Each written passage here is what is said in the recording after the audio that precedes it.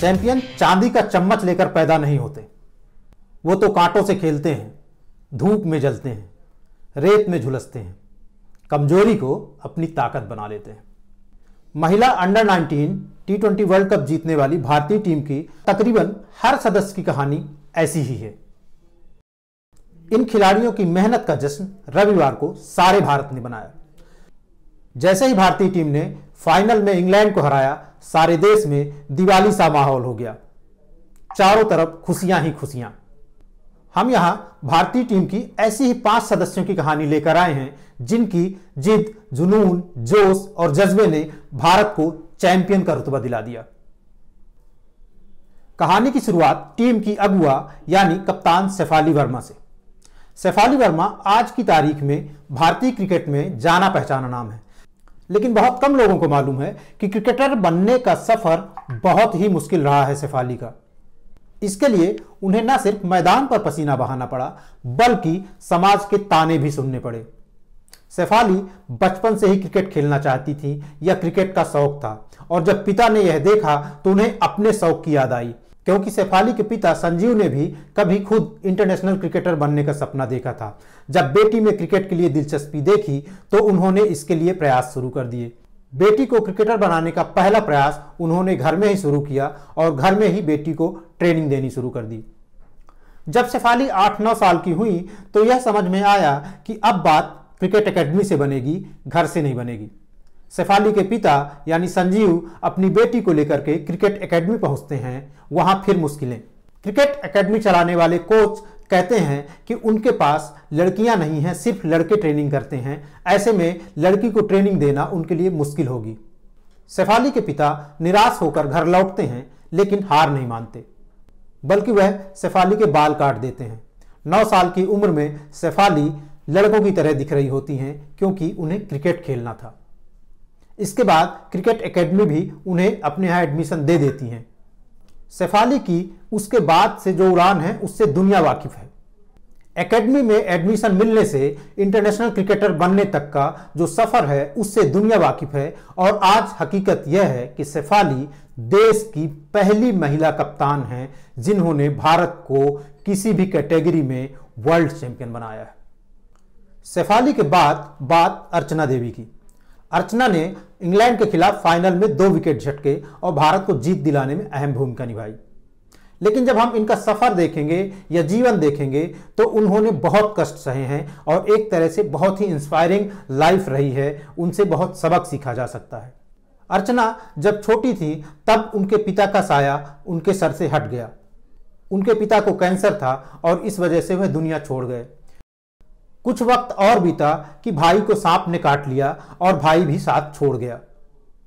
जब अर्चना और उनकी मां जीवन से संघर्ष कर रही थी तब उन्हें समाज के ताने झेलने पड़े। यहां तक कि लोगों ने मां पर जादू टोना करने का आरोप भी लगा दिया। बहरहाल मां बेटी का जीवन आगे बढ़ता रहा। बेटी का एडमिशन कस्तूरबा स्कूल में करा दिया गया और वहीं से एक तरह से टर्निंग पॉइंट रहा अर्चना की जीवन।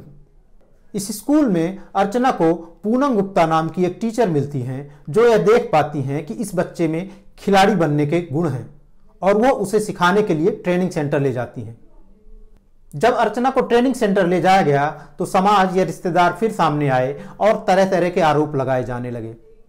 कहानी लंबी है, लेकिन उसका अंत यही है कि जिन लोगों ने या जिन रिश्तेदारों ने नाक भाव सिकोड़े थे अर्चना को क्रिकेटर बनने के लिए, आज वही बड़े गर्व से बता रहे होंगे कि अर्चना उनकी रिश्तेदार है। चैंपियनों की इस फहरिस्त में त्रिशा रेड्डी अगला नाम है।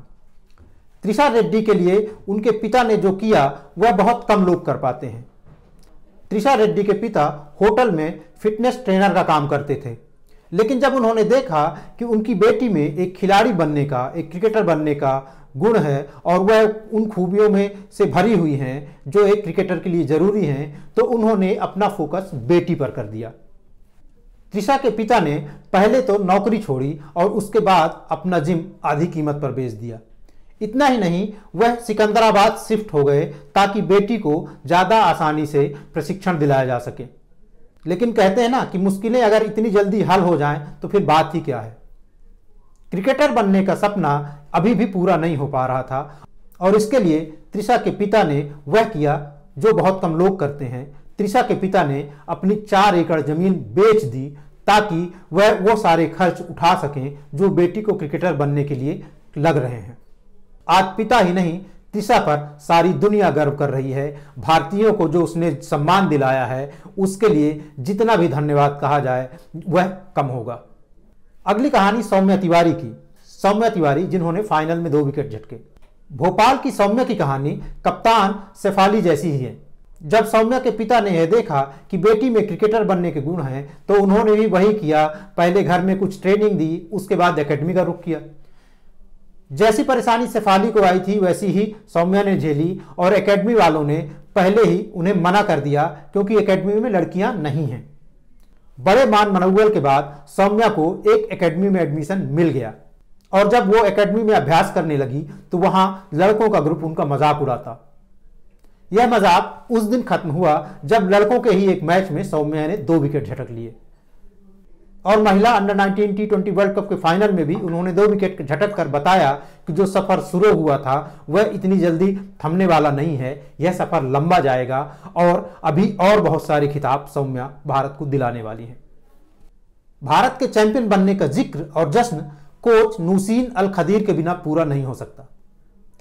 नूसीन का विश्व चैंपियन बनने का सपना आज से 18 साल पहले तब टूट गया था जब ऑस्ट्रेलिया ने भारत को फाइनल में करारी शिकस्त दी थी। वुमेन्स वनडे वर्ल्ड कप का फाइनल 2005 का फाइनल भारत ऑस्ट्रेलिया से हार गया था जिसमें एक अहम खिलाड़ी के रूप में शामिल थी नूसीन। नूसीन तब से उस मौके को ढूंढ रही थी जो उनके इस जख्म पर मरहम लगा सके। यह मरहम लगा है अंडर 19 T20 वर्ल्ड कप की जीत के साथ। नूसीन भले ही इस विनिंग टीम की सदस्य नहीं है, विनिंग टीम की क्रिकेटर नहीं है, लेकिन बतौर कोच उन्होंने वह रुतबा हासिल कर लिया है जो बहुत कम लोगों को हासिल है।